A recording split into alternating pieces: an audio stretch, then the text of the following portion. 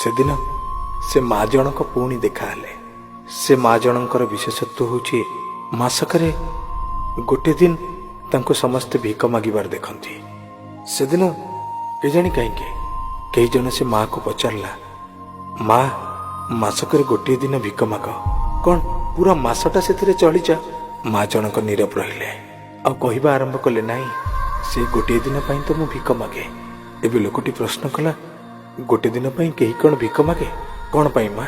ମା ଜଣକ କହିବା ଆରମ୍ଭ କଲେ, ଖୁବ୍ କଷ୍ଟରେ ମୁଁ ଆଉ ମୋ ସ୍ୱାମୀ ମୋ ପିଲାମାନଙ୍କୁ ମଣିଷ କରୁଥିଲୁ।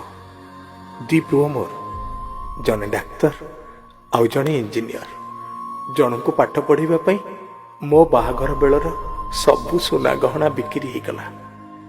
ଆଉ ଜଣଙ୍କୁ ଇଞ୍ଜିନିୟର କରିବା ପାଇଁ ମୋ ସ୍ୱାମୀ ତ ଆମର ସର୍ବଶ୍ରେଷ୍ଠ ସମ୍ପତ୍ତି ଜାଗା କେଇ ଗୁଣ୍ଠୁ ଆଉ ଘରଟାକୁ ବି ବିକିଦେଲେ।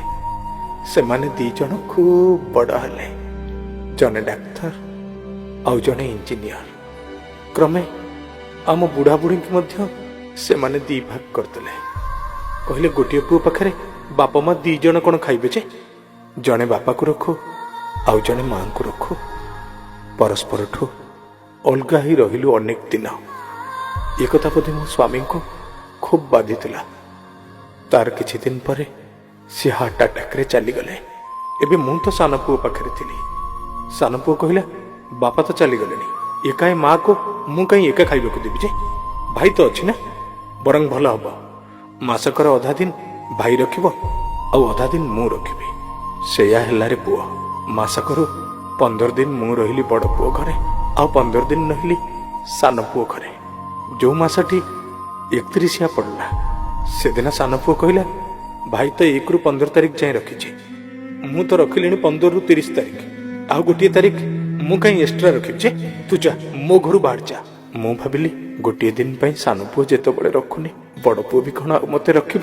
ଭଲ ହବ, ସେ ଗୋଟିଏ ତାରିଖ ମୁଁ ଭିକ ମାଗି ବୁଲିବି।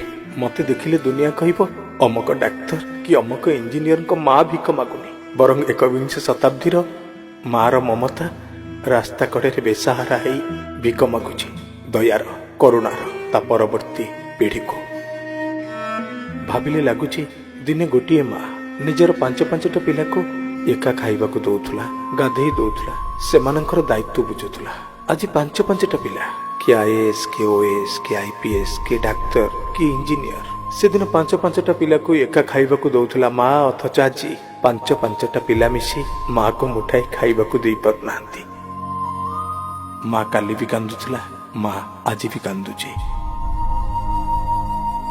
31 ମାସଟା ଆସିଲେ ସାରା ଭାରତବର୍ଷର ମା ମାନଙ୍କର ଆତ୍ମା ସତେ ଯେମିତି ରାଜରାସ୍ତାକୁ ଓହ୍ଲେଇ ପଡୁଛି। ଭାଇମାନେ, ବାପା ମାଙ୍କୁ ସମ୍ମାନ ଦେବା, ଅଧିକାରର ସହ ବଞ୍ଚେଇବା, ବାପା ମାଙ୍କର ମହତ୍ଵ ବୁଝିବା।